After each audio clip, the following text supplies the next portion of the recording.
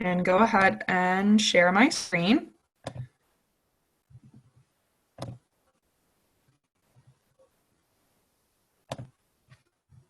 Okay, and I'm actually going to flip back to my classes homepage because if you are a teacher who has multiple Google Classrooms, one thing that's nice is that you can actually move the classes around in this home screen.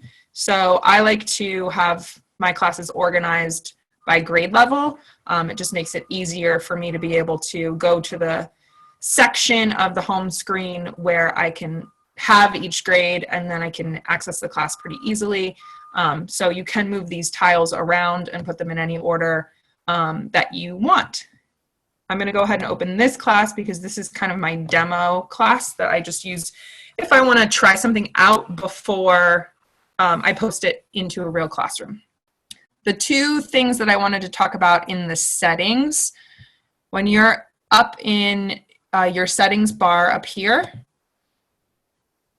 there are two things in the general section that you might want to consider the setting that you would use. The first one is the stream communication. So the default for this is students can post and comment. That means that the kids can add comments to any of the assignments or posts. They can kind of chat with one another underneath the assignments. So that is one option. The other option is students can only comment. So that would be that they couldn't put a new post up, but they can comment underneath assignments and things that you've posted in the class. Or you can put only teachers can post and comment. They can still do everything they need to do on their assignments, but they can't type anything in the chat box underneath the assignment. The second thing you might want to consider is this classwork on the stream. So if the default for this, hold on, we're gonna let somebody in.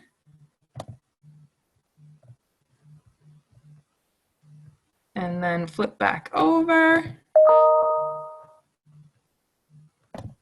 Okay, so I was talking about classwork on the stream, and I'm actually going to go back out of my settings. So this is your stream, and we want the kids to really be focusing on coming into classwork when they get their assignments and things, because this is the area where you can have those topics and be able to really keep everything organized. In your settings, the default setting for stream is to put everything in the stream that you put in your classwork. So if it's on this show condensed notifications, anytime you post any new assignment, it's going to go on that main stream page. That could be confusing because it's not showing you the full information, it's just giving you a little notification. So if you change that to hide notifications, then the only thing that's going to be on your stream is anything that you type in as a message to share with your class. So I know some teachers are using the stream to put their Zoom meeting information, and then classwork can be where everything that the kids are doing being assigned and the tab that they go to for that. So that's just something you can think about if you want to make sure that the only thing in the stream is those links to Zoom, and then classwork can be where everything goes. I think what I'm going to do now is come back into the Zoom and just open it up to any specific questions you have. Those were the two main things. If you have questions about like assigning things to students or how to assign to small groups, we can talk about that, but just wanted it to kind of be open for you. So if you have a question, oh, and Abby, I am recording this so that people could look at it later. So if you do not want your face recorded, you can turn your camera off. It's totally up to you. So if you want to just talk a little bit about any questions you have, feel free to unmute your mic now and we can chat.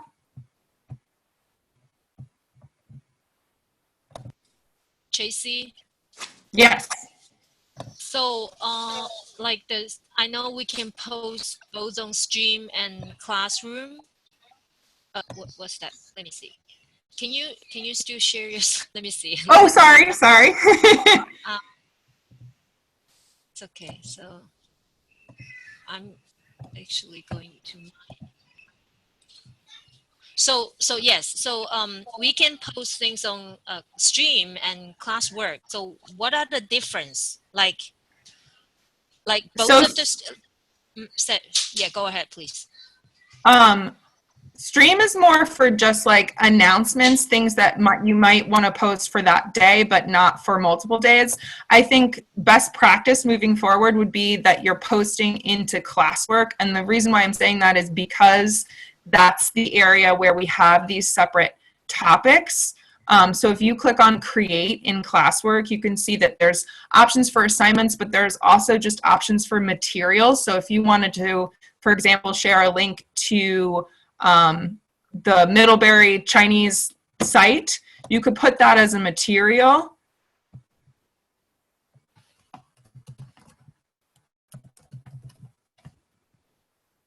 And then you can see there's a place to add a link. I don't have that link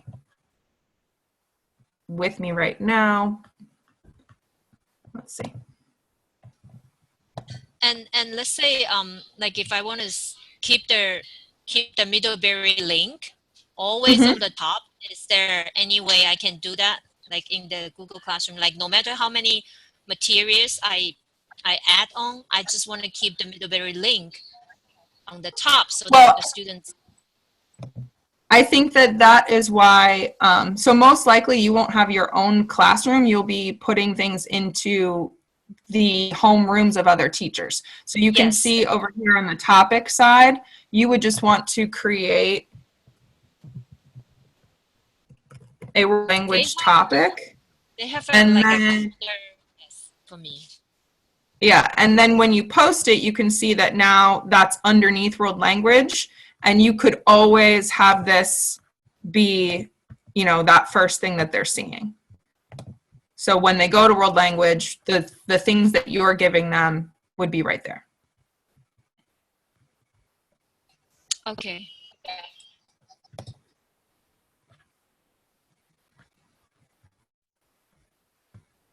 Anybody else? Abby, do you have any questions?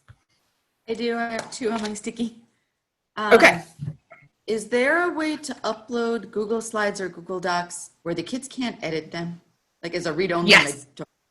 Okay, how do I do that? Yes, absolutely. So if you go into create and you want it to be like any type of option you pick here, you have the ability to give it to them as a view only, but I'm just going to go with assignment. When you go to add, if it's in your Google Drive, let me find.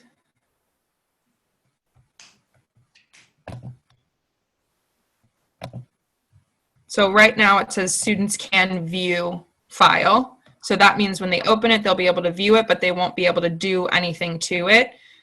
If you wanted them each to have their own copy, you could switch that to make a copy. So if it was something that you did want them to annotate on or write on, it would be important for you to change it to that, because then it gives an individual copy to each kid. But the default is always students can view, so they won't be able to edit it unless you change that for them. Okay. Thank you. Yep. And then my other question, if you create an assignment, or I don't know, it doesn't have to be an assignment. Is there a way for kids to upload a picture or a video to turn in an assignment? Yes. So. Because they send me pictures on Dojo and it's just, everything's in two places. Yeah. So you would have to specify in the directions that you would want them to do that.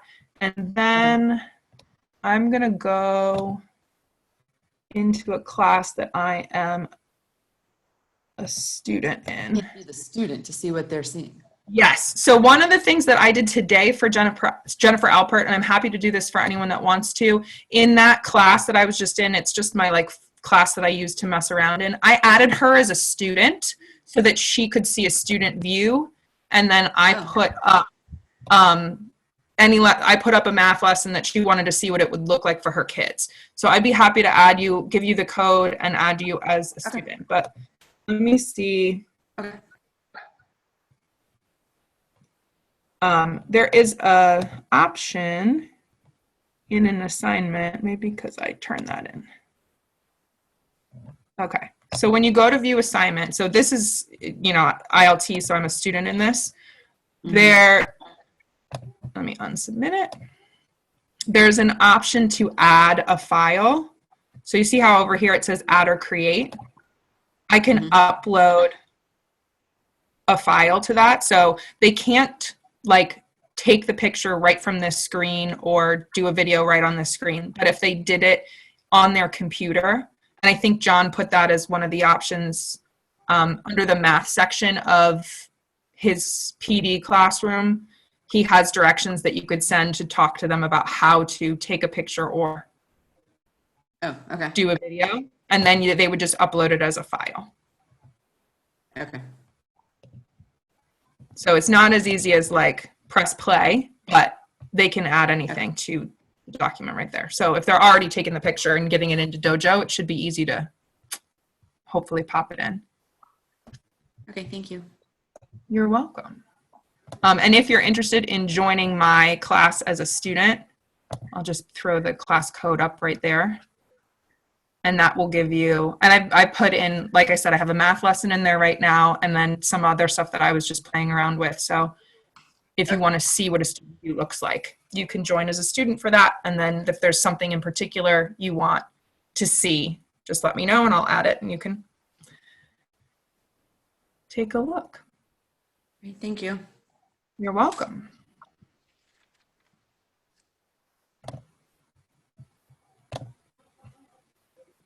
Any other questions? JC? Yes. So let's say for the world language, like I want to do like a 10 minutes thing on Zoom.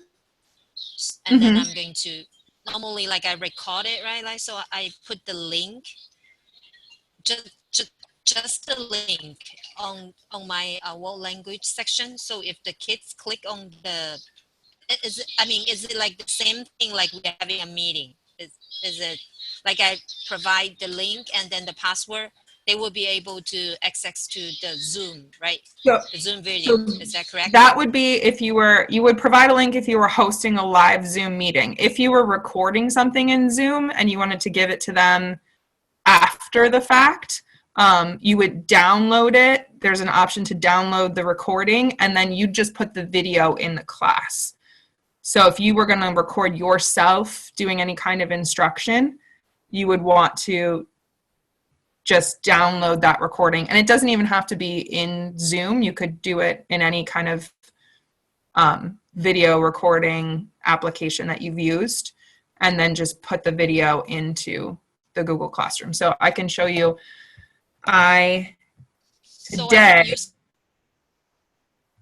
Today I created a screencast video that shows the kids how to find ebooks in Destiny. So you can see that this is an activity that's going to go in the Media Center section of all of the classrooms. And when they click on it, it just takes them to my video recording.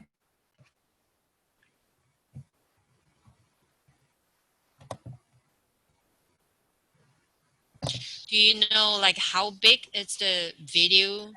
Like how long? So it depends on what you're using.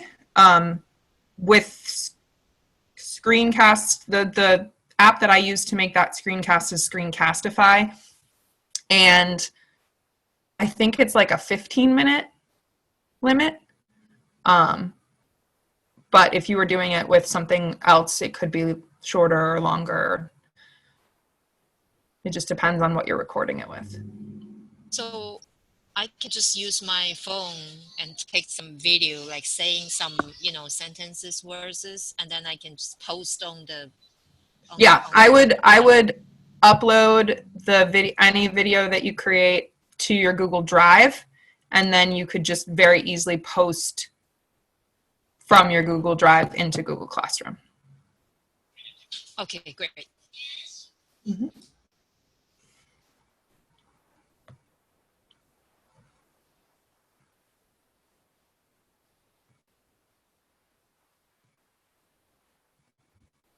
Is there All right. any way, like, sorry, one last question No, go before ahead. you go. This is why I'm here. Yeah. Like, is it possible that before I make it public, I can view it as a student? Like I can view it how students can view that, because like I want to make sure that everything is correct before goes to students. Yeah, absolutely. I think that, that, like I said, I would be happy to have you join this class as a student. And then if there's something that you wanted to see what it would look like, I can just put it up into the class and you can take a look at it and see what you think. But you also can just, create your own little, like the way I have this one, like a, test classroom that you can post stuff in and look at it before you put it in for everybody if you wanted to do that too. I'm going to join your classroom as your Okay. student. Okay. All right, so that's the class code. You can just write that down and then. I have it already. Thank you. Cool. Awesome.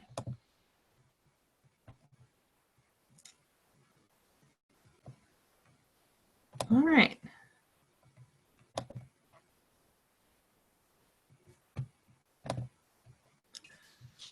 Do you have any other questions? And I think I'm probably going to do kind of regular tech Q&A drop-in times on Zoom moving forward. So if something comes up, you can always email me, but I'll just be like have set times during the week where people can come in and ask questions. And if I don't know the answer, we can work together to figure it out. That's my plan for right now. Okay. All right.